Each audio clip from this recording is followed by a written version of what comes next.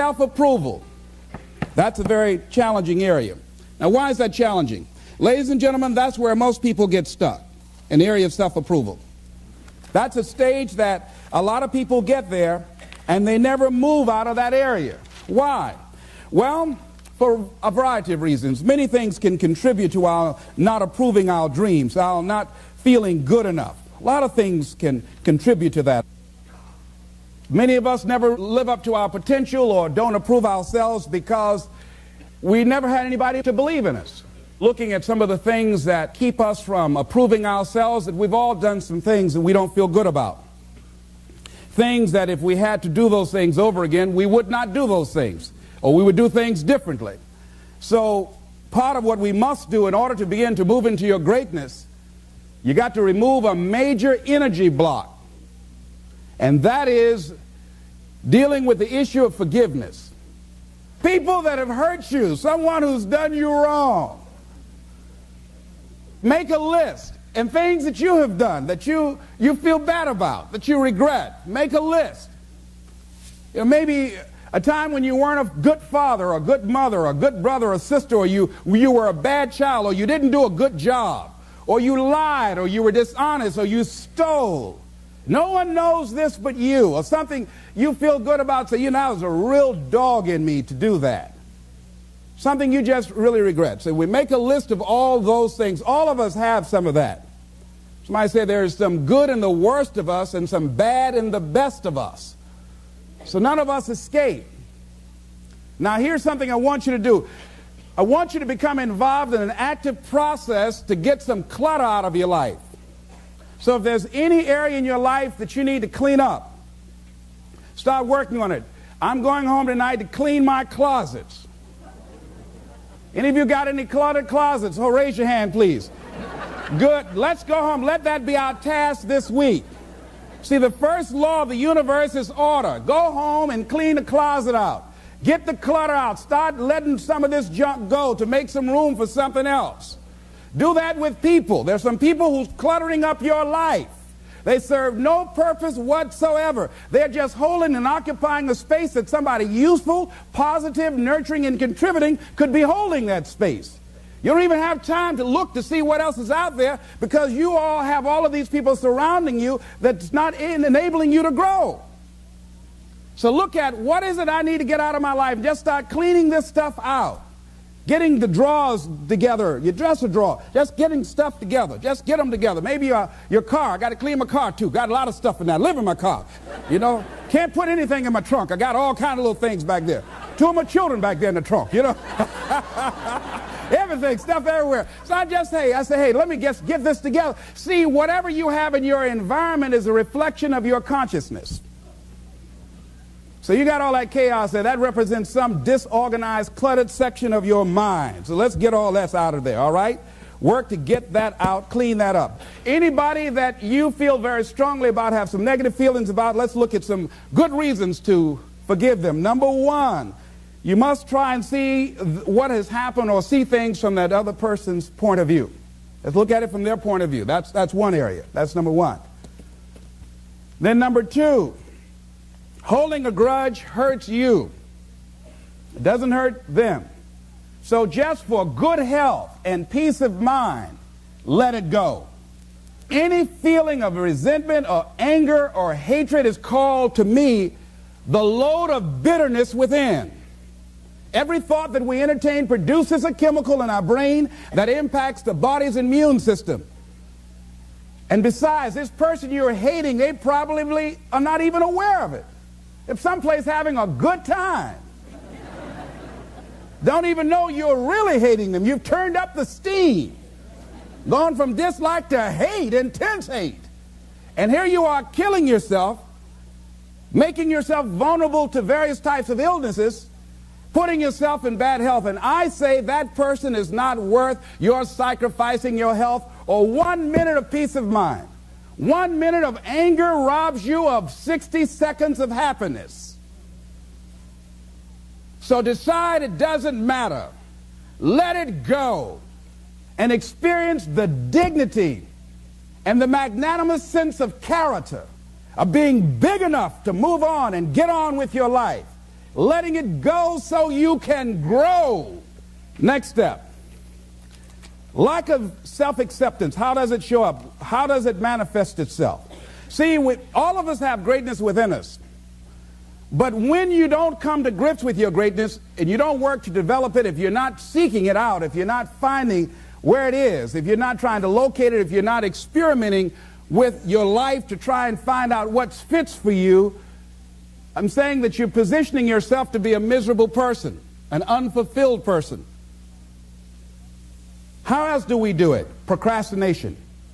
We just put things off over and over and over again. Why? Because we haven't accepted it. We don't feel deserving. We don't feel that we're good enough. So we sabotage ourselves by not ever taking care of business. We get real busy doing a lot of things where we don't have any time. Well, I'll never forget Og Mandino in the book called University of Success. He said many of us never ever discover our greatness because we become sidetracked by secondary activity. We start doing so many things, we just give our time away until we don't have any time for ourselves or any time to do the things that we want to do. And every time you put it off and move it back, oh, I'll do it one day, oh yeah, I'm going to get to it. I'm saying to you that one day you look around and there goes a year, there goes 2 years, there goes 3 years. So if there's something you want to do it now. Do it right now. Don't put it off. Start right now where you are. There will never be a perfect, ideal time. Whatever you have going for you right now, that's enough. Work on that idea. Work on it, work on it, work on it.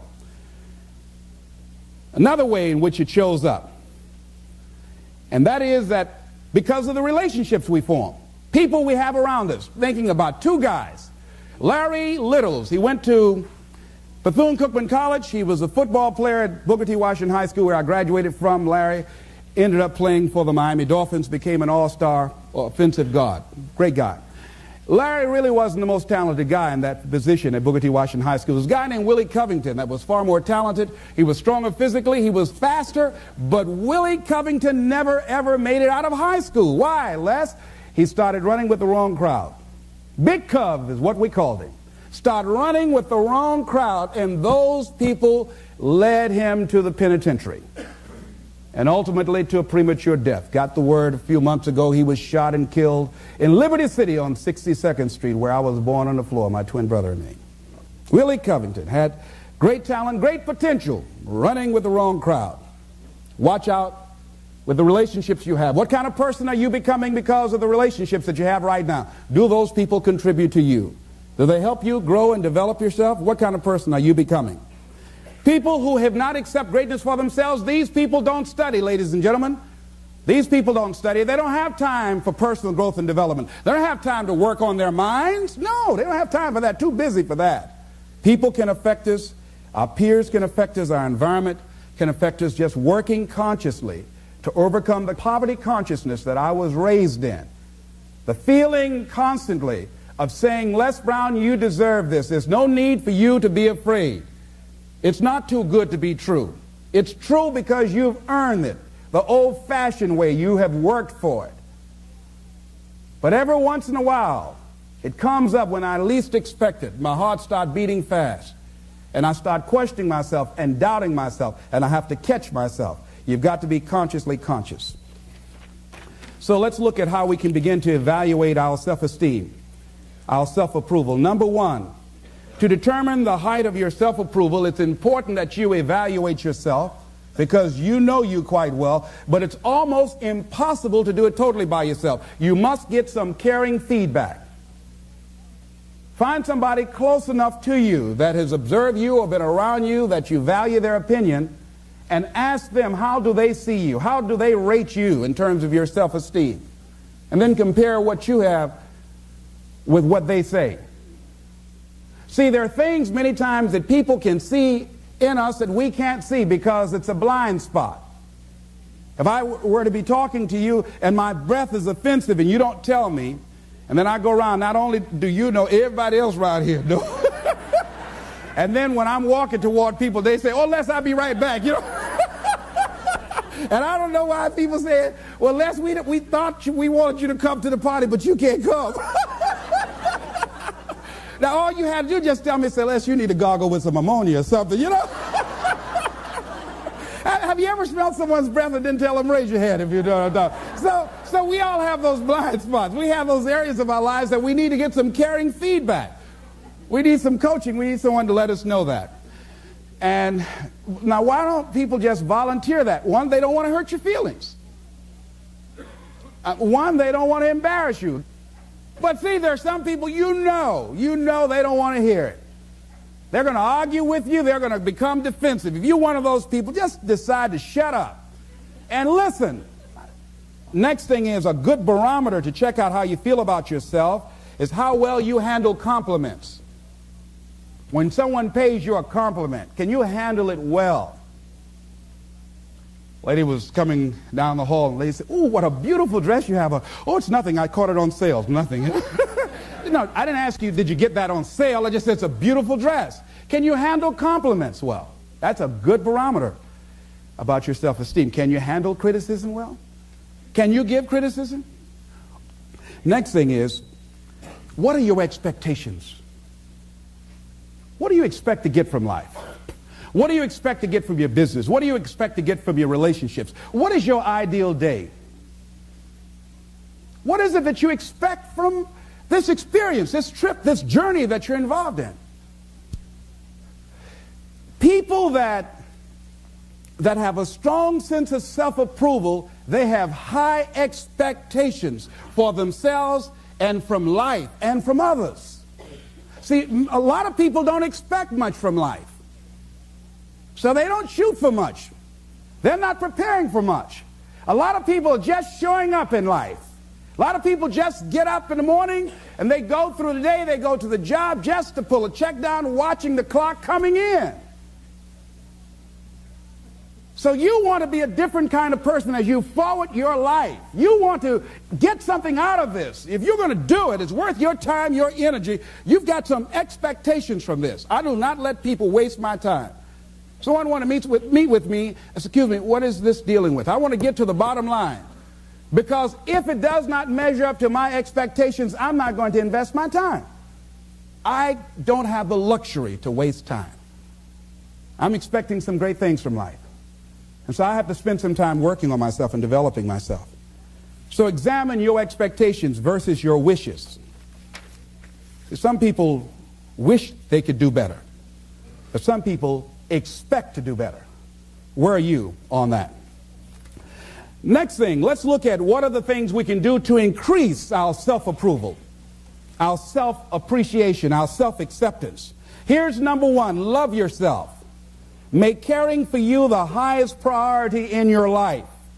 Take care of you. Look out for what truly satisfies you. We're not taught to love ourselves. We're not taught to look out for ourselves. We're not taught to take care of ourselves, to become sensitive to our wants, to our needs, our desires. So make a conscious effort. Make you number one priority. Your peace of mind. Your health is more important than your family and any and everybody. Because if you don't have peace of mind, if you don't have your health, you can't serve anybody. Don't neglect yourself. A lot of us, and particularly ladies, have been groomed to be sacrificial lambs, putting their dreams on the back burner in deference to their children's dreams or their husband's dreams or their family's dreams, and forget about themselves. And then become resentful and angry and bitter. So start taking care of yourself, looking out for you. Develop a health plan. Your health is all you got. So start taking care of you. Eating nutritious meals, willing to exercise your body, taking care of this body, loving yourself. So do some good stuff for yourself on purpose. Take some time out for you. I have some good things I do for me. One of the things I enjoy that I do, I take spiritual baths. My assistant introduced me to someone called Sister Sarah, who gave me my first spiritual bath. I never heard of this before. She told me about it, and I said, come on, Regina, spiritual bath. And Sue, my secretary's husband, named Larry, he said, a spiritual bath for $50, I'll give you a spiritual shower. But I play soft music. I've taped some of my favorite music. I burn a candle, and I have different oils that I put in the tub of hot water, and I have flowers that I picked And I saw Coming to America, Eddie Murphy. They were sprinkling little flowers on the ground. So it gives me a feeling of royalty. So I sprinkle these flowers in the water and I soak. I like doing that. And I soak, and sometimes I read or just relax and enjoy the music and just cool out. That's my time for me. Put the answering service on. I just block out some time for me. I'm into meditation. I've been working and exercising now, just doing some things for me, taking care of myself mentally, emotionally, and spiritually, and physically. You can't develop and manifest your greatness. You can't be a high achiever if you don't feel good. You don't take care of yourself. So I'm taking care of me. And then you know what? It takes the edge off your life. It helps you to manage things rather than allowing them to manage you. Gives you more personal power to deal with stuff. Take care of you. Now here's something else I suggest for you. Become aware of what your needs are and develop compassion toward yourself despite your human defects. Develop compassion for yourself despite your human defects. You will never be perfect. Hello? You will never be perfect. You're human. You've made a lot of mistakes. You've done a lot of dumb, stupid things. Guess what? You're not through yet. You're going to do some more. Hurry up and get it over with. It's all right. Got to learn to be gentle with yourself. Make it all right. What you don't know, mistakes that you make. It's okay. Handle it. Learn from the experience. Decide that you are going to, whatever you become involved in, to be up front, to be true to yourself. Are you getting what you need out of it? And be up front with people and tell them what you need from them. Don't assume that they know. Don't say, I thought you knew. No, tell people up front, here's what I need from this in order for this to work for me. Be up front with your stuff. Tell them up front so they're not surprised later on. So your feelings aren't hurt later on. See, if they tell you up front they can't do it, now you know you can keep on stepping. But tell people up front, here's what I want. In order for me to play this game with you, if we're going to dance, this is what I got to get out of it. See, if you don't take care of your needs, guess what? You will always have that nagging song in the back of your mind say, well, when do I get mine? When am I going to start enjoying this? Are we going to have a good time together? Do I get any oodles out of this at all? You're going to start asking that question. Everybody's happy, having a good time, but you?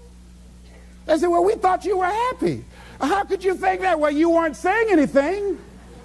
Well, I'm saying something now. Hope you got that. See, we're taught to be quiet and not speak up for ourselves and not to be selfish. If you don't take care of you, who do you think is going to take care of you? Who's going to look out for you better than you will? No one. No one's going to do that. You got a business? No one's going to take care of your business better than you. Nobody. Nobody. Anything you want to do in life, you've got to take ownership of it and say, hey, I'm going to make this happen. Be willing to venture out and do something that you have fantasized about doing. And you know you probably won't be good at it, but do it anyhow. Case in point, I have always wanted to sing. I've always wanted to do that. I'm going to sing a song. If I don't do nothing but just a few lines, chances are, you know.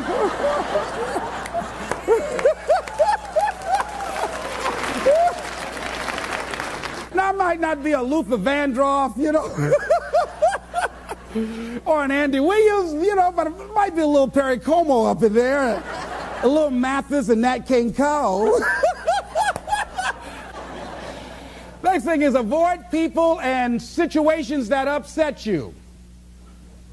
Hello? See, there are some people that know just how to push your button.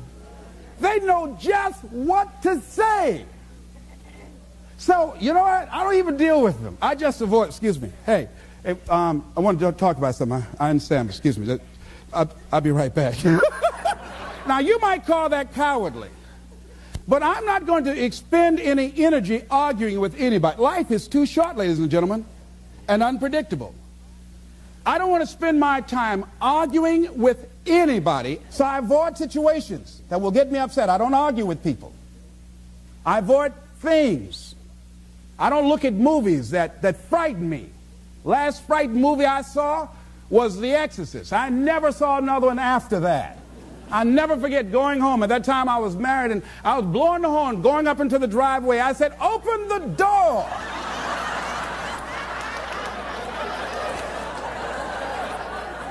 I pull up, open the door to get out, and I said, "Oh, Lord, they got me." I started blowing the horn. My wife said, "Unfasten your seatbelt, fool." I said, "Oh, all right."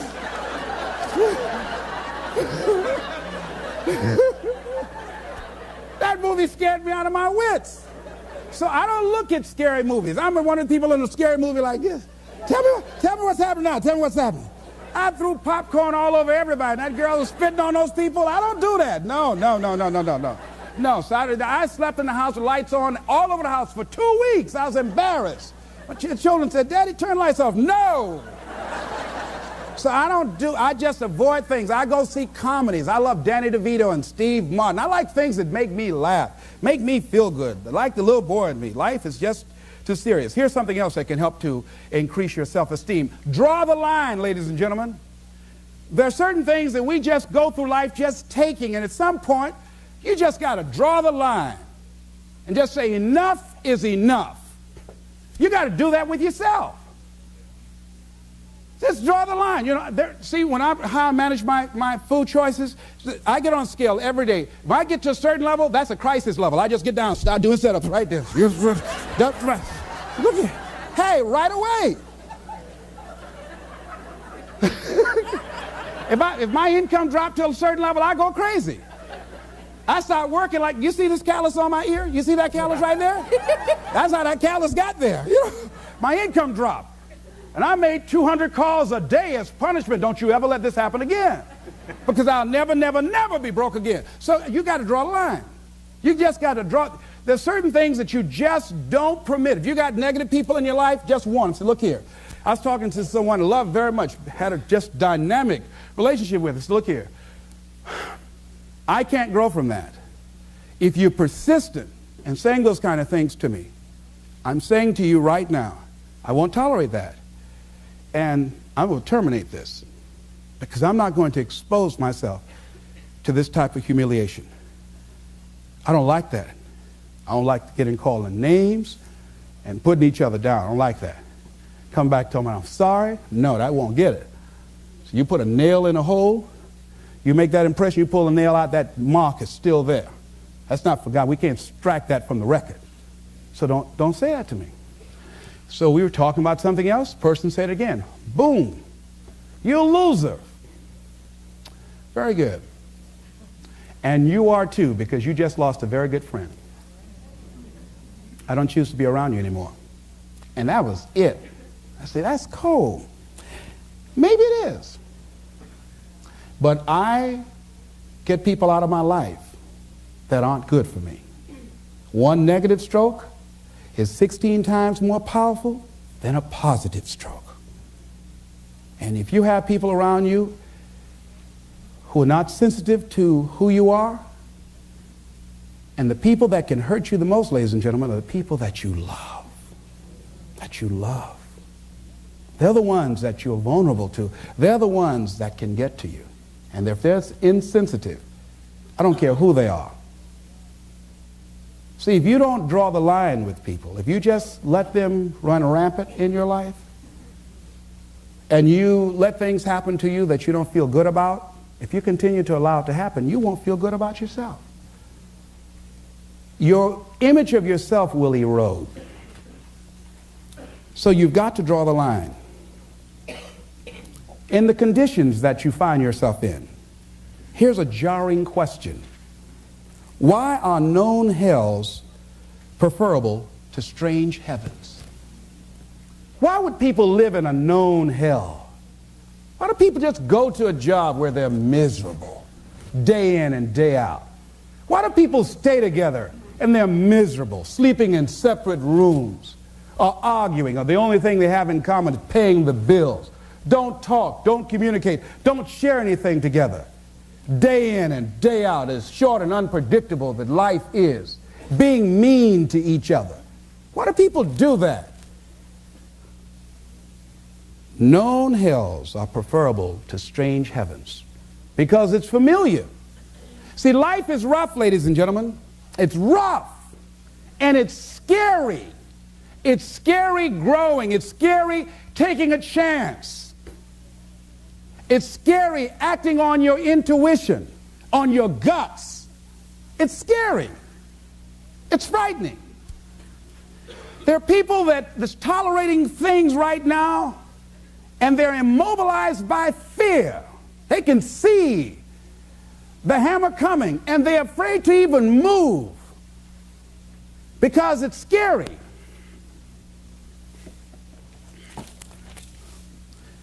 Theodore White said something.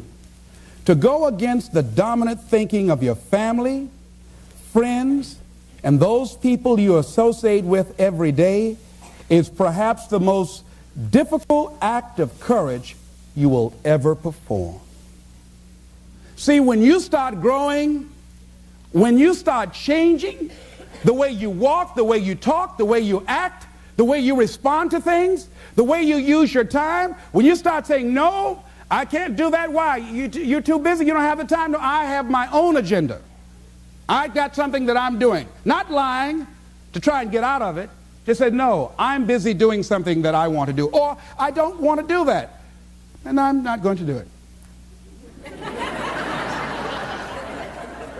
I'm not mad. Not upset about it. I just don't want to do it. Why? Well, I don't have to give you any reasons why I don't want to do it. But listen, thank you so much for asking me. Take it easy here. Hey, I thought you were all right. Is that right? Oh, boy. Ask me, do I care about that? See, if people can put you on a guilt trip, they will. And use you and abuse you over and over and over again. You got to draw the line. You have to draw the line on them. Don't go through life feeling like you're powerless. Victims are people that are powerless. You're not powerless. You are powerful. You direct the power in your life. Whatever your life is right now, it is a duplication of your consciousness. It's a result of how you have decided to use your power. That's all it is. That's not who you are. That's just a perverted use of your power that you aren't satisfied with. And you've got the power to change that. Wherever you are, how, I don't know. But I know you've got the power to do that. But you don't know what has happened to me. It really doesn't matter what has happened to you.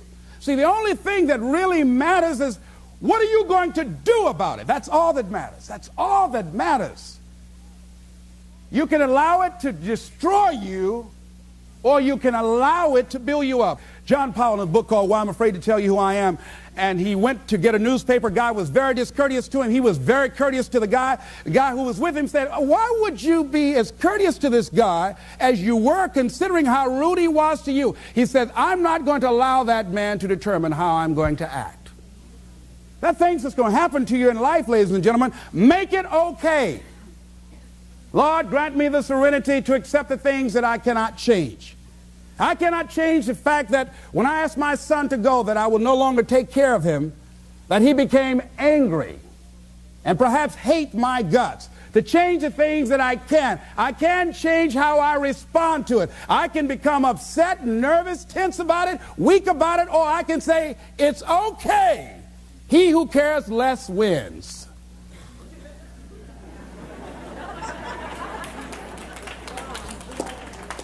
You got to make it okay. Become comfortable with it.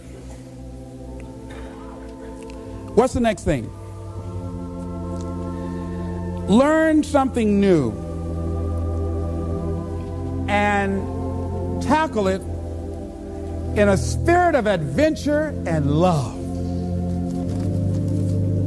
Somebody said that we are not stricken by the things we do, but we're stricken by the things that we don't do. The songs that have not been sung, the poems that we have not written, the work that we have not done, the ideas that we have not developed, the dreams that we have not acted on. That's what can stricken you. That's what can block your power. That's what can rob you of your peace, of your satisfaction, of your self-respect, of the special joy that you can get out of life, of special achievement. See, one of the things that contributes to high self-acceptance or self-approval is self-achievement. When you achieve something, when you've done something, and you can stand back and look at it and say, I did this. What if it doesn't work out? You can stand back and look at it and say, I tried it. I went up in there. I went with it. Didn't work out. No, but I value the experience. I love just the experience of doing it. I love that. So that's why I said, wait a minute, I've been fantasizing about singing. So I'm going to do this. Who says that when I first stand up, I got to sound like Pavarotti? What's the guy's name? I don't have to sound like him. I just sound like Les. That's right, Mamie Brown's boy. See, you got to look at you and look at your life and find something that you can tackle and do it with love. Only that which you love. Only that which you love. Let me tell you something. When you do that, you're doing it in a spirit of love. Just love it. Can you tell I love this? I love it. See, I know that there's greatness in you. I know that there's something in you. Everybody has something. I don't know what it is, but you know it's something. You know it's something in you that you want to do. Everybody's got some ideas. I say to you that as you focus on something, as you go into action, as you hold that thought in consciousness persistently, you begin to develop the consciousness to manifest and create all kinds of things. You will begin to realize powers and abilities you have. You will realize you have miracle working power in you. That when you move, that when you walk, folk will see you when you come in the room and say, I don't know what it is, but there's something different about you. There's something about the way you look. It's a glow about, what is it? What are you doing now? I'm just being who I am. I'm just living out my greatness. I'm approving myself and giving myself permission to pursue my dream. Ladies and gentlemen, pursue your dream. Pursue your greatness. It's there. I know it's there. I'm waiting on you to come on out here and join me. This is Mrs. Mamie Brown's baby boy, Leslie Calvin Brown, saying it's been a plum-pleasing pleasure as well as a privilege. Thank y'all here. Thank you very much. Thank you. Thank you. Thank you very much.